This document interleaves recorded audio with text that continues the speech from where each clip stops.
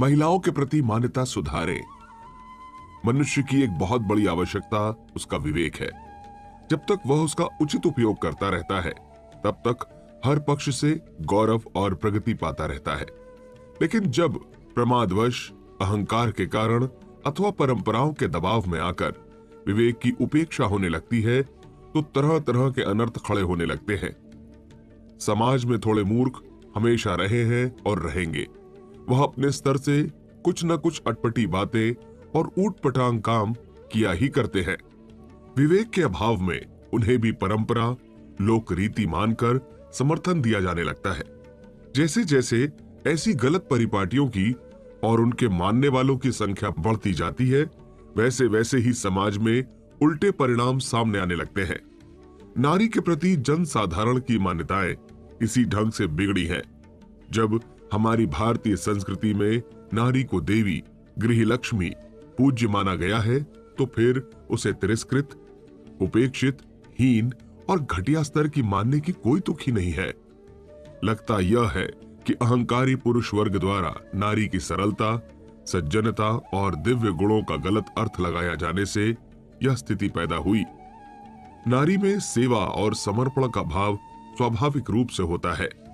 विवेक के अभाव में उन्हें लालची और मजबूरी समझा जाने लगा। उसकी नम्रता को उसकी कमजोरी और अयोग्यता की प्रतिक्रिया मान लिया गया। इन गलत मान्यताओं का न किसी ने प्रतिवाद किया, न स्पष्टीकरण किया, और नारी के संबंध में पुरुष वर्ग ही नहीं, स्वयं वह अपने आप को अयोग्य, दीन, मजबूर और लाचार मानने लगी। नारी के संबंध में पुरुषों की और स्वयं नारी की यह हीन मान्यता बदली जानी आवश्यक है। नम्रता और शालीनता के नाते अपने को छोटा कहना उचित है, पर उस कथन को सिद्धांत रूप में मान्यता दे देना बड़ा भारी अनर्थ है। उदाहरण के लिए शबरी का प्रसंग ले।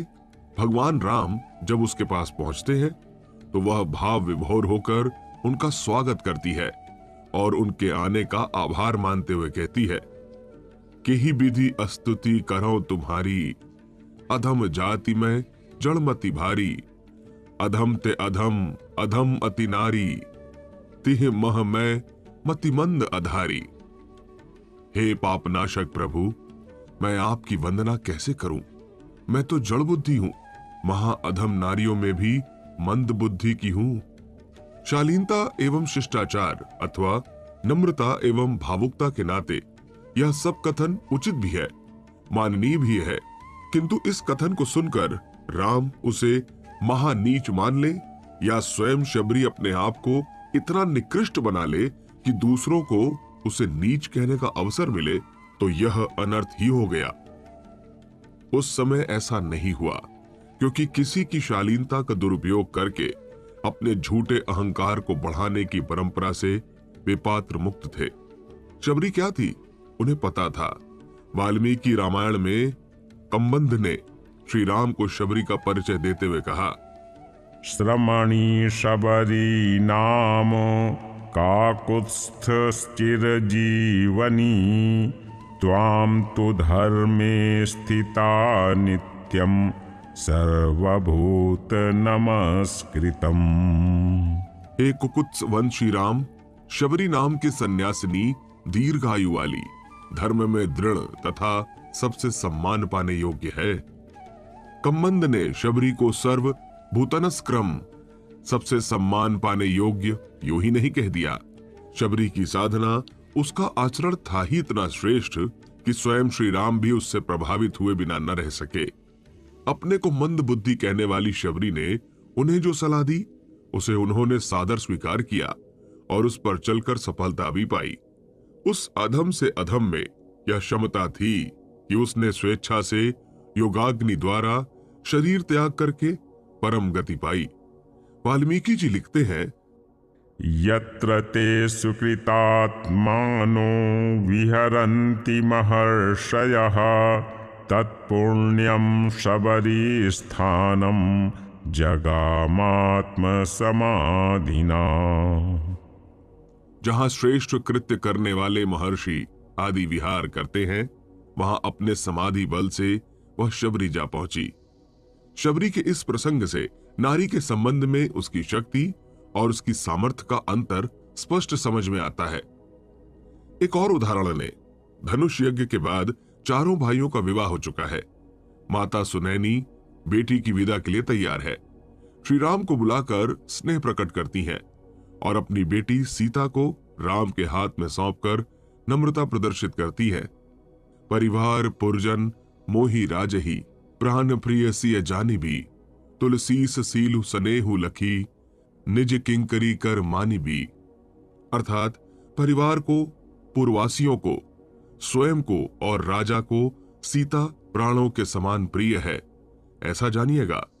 हे तुलसी के स्वामी राम, इसके शील और स्नेह को देखकर इसे अपनी दासी करके मानिएगा। अनुदान देकर भी अहंकार नहीं, नम्रता प्रकट करना हमारी सांस्कृतिक परंपरा है। कन्या पक्ष यदि इसका निर्वाह करे तो वह सराहनीय ही कहा जाएगा, किंतु कन्या पक्ष की इस शिष्टता नम्रता को उनकी लाचारी मानना भारी भूल है।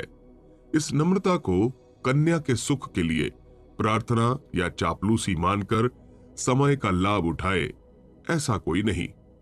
यदि कहीं ऐसा होता है तो वह विवेकहीनता का प्रमाण ही कहा जा सकता है। जहां एक पक्ष आदर्श मानवीयता का परिचय दे और दूसरा पक्ष इन आदर्शों को त्याग कर अमानवीयता का प्रदर्शन करे, यह कहां तक न्याय संगत है?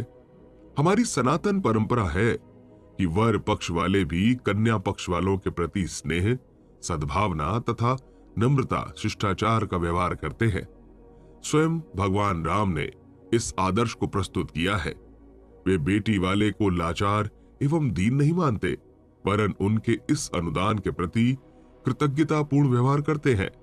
सास ससुर को अपने स्वयं के माता पिता के समान सम्मान देते हैं। सासू समीप गए दो भाई, हिरे बंदी पग आशीष पाई। तब श्री राम लक्ष्मण दोनों भाई सास के पास गए और उनको प्रणाम करके आशीर्वाद पाकर लौट आए।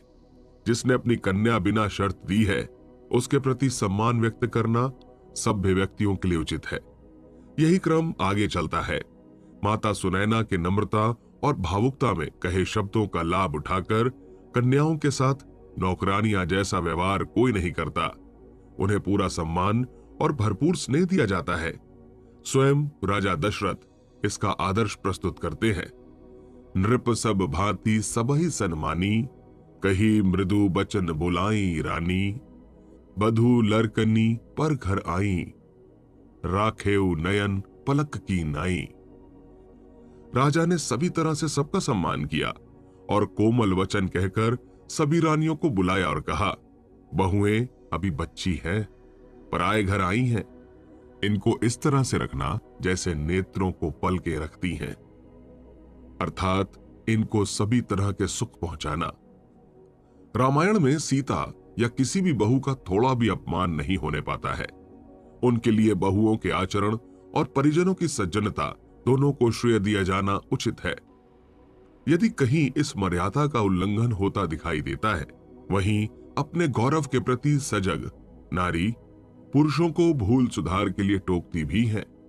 रामायण में श्री राम ने रावण विजय के बाद सीता के गौरव के प्रतिकूल कुछ शब्द कह दिए तो उन्होंने श्री राम को उनकी मर्यादा का ध्यान दिलाते हुए कहा, त्वया तु नर शार्दूल क्रोध मेवानुवर्तता, लघुनेव मनुष्येण स्त्रीत्वमेव पुरस्कृतम्। हे नरशार्दूल, तुम भी क्रोध के वश में होकर नारी के साथ ओछे मनुष्यों जैसा व्यवहार करने लगे। सीता द्वारा श्री राम को सावधान किया जाना सब प्रकार से उचित है। मर्यादा भंग करने से स्वयं राम की प्रतिष्ठा पर आंच आ जाती, क्योंकि श्रेष्ठ पुरुष तो क्रोध में भी नारी के सम्मान का ध्यान रखते हैं। इसके प्रमाण स्वरूप किष्किंधा कांड का एक प्रसंग है।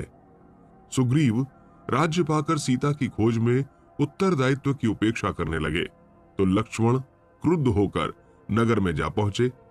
क्रोधित लक्ष्मण को शांत करने के लिए तारा को भेजते हुए सुग्रीव ने उससे कहा, त्वद्दर्शने विशुद्धात्मा न सकोपम करिष्यति न हि स्त्रीषु महात्मानः क्वचित् कुर्वन्ति दारुणम्। लक्ष्मण जी शुद्ध अंतःकरण वाले हैं, अतः वे तुझे देख कुपित न होंगे, क्योंकि महात्मा लोग अर्थात सभ्य लोग स्त्रियों के साथ कठोर व्यवहार नहीं करते। सुग्रीव के कथा अनुसार ही हुआ। लक्ष्मण ने तारा को देखते ही अपने को संयत कर लिया। सतां समीक्ष्यैव हरीश पत्नीं तस्थावुदासीनतया महात्मा अवाङ्गमुखो भून्मनुजेन्द्रपुत्रः स्त्रीसन्निकर्षात् विनिवृत्तकोपः। उस समय वीरवर राजकुमार लक्ष्मण जी कपिराज की पत्नी को देखकर उदास हुए और नीचा मुख कर खड़े रहे। तारा को देखकर उनका क्रोध भी दूर हो गया। नारी के प्रति ऐसा सहृदयता भरा दृष्टिकोण रखना उचित भी है और आवश्यक भी। भारतीय संस्कृति में नारी त्याग मूर्ति बनकर उभरती है। वह ईमानदारी से सम्मान देती है तो उसे सम्मान पाने का भी हक है। नारी द्वारा आज भी पुरुष वर्ग को काफी सम्मान दिया जाता है। उसमें पवित्रता का दृष्टिकोण भी रहता है। इसमें यदि कमी भी दिखती है तो वह सिर्फ इसलिए कि पुरुष वर्ग नारी के दुरुपयोग पर ही तुल गया है। उसके कारण नारी या तो उसके गलत दृष्टिकोण से समझौता कर लेती है या फिर उसके अंदर विद्रोह के, बगावत के भाव फूटने लगते हैं। दोनों ही स्थितियों में नारी की दृष्टि में अंतर पड़ जाता है, लेकिन स्वभावतः नारी का पवित्रता, सौम्यता से अधिक निकट का संबंध है। रामायण में उसकी गणना पवित्रतम वस्तुओं में की जाती है और उसे वैसी ही प्राथमिकता दी जाती है। जिस समय अयोध्यावासी श्री राम को लौटा लाने के लिए भरत जी के साथ चित्रकूट रवाना होते हैं तो उनमें श्रेष्ठता के नाते वशिष्ठ जी को आगे किया जाता है, लेकिन वे देवी अरुंधति और यज्ञ के साज सम्मान को अपने से भी आगे रखते हैं। अरुंधति अरु अग्नि समाऊं, रथ चढ़ी चले प्रथम मुनि राऊं। सबसे पहले अरुंधति और अग्निहोत्री की सब सामग्री सहित मुनिराज वशिष्ठ जी रथ पर सवार होकर चले। नारी को यज्ञीय साधनों के समान गिनना कोई अतिशयोक्ति नहीं है। सच्चे अर्थों में नारी का सारा जीवन ही यज्ञमय होता है। उसे जितना योग्य और समर्थ बनाया जाएगा वह उतने ही अधिक अनुदान समाज पर बिखेरती रहेगी। यह उसका स्वभाव है, इसलिए उसके प्रति पवित्र दृष्टिकोण रखने का आग्रह श्रेष्ठ पुरुष करते रहे हैं। रामायण में सभ्य समाज के नागरिकों का यह स्वभाव तो है ही। वानरों में भी ऐसा ही दृष्टिकोण विकसित किया जाता है। लंका विजय के बाद जब सीता जी को श्री राम के पास लाया जाता है तो वे वानरों से कहते हैं, देखहु कपि जननी की नाई, बिसही कहा रघुनाथ गोसाई। श्री राम जी ने हंसकर ऐसा कहा कि सभी वानर सीता को मातृभाव से देखें। इन पवित्र भावनाओं को पुरुष धारण करें। नारी की शील रक्षा के लिए यह आवश्यक है। मध्यकाल में ही शील रक्षा के बहाने पर्दा करने और घर की चार दीवारी में ही बंद रखने की परंपरा चली। उसकी सामयिक उपयोगिता रही होगी, पर सभ्य समाज में न तो यह आज के लिए उपयुक्त है और न ही प्राचीन काल में कभी इसका प्रचलन था।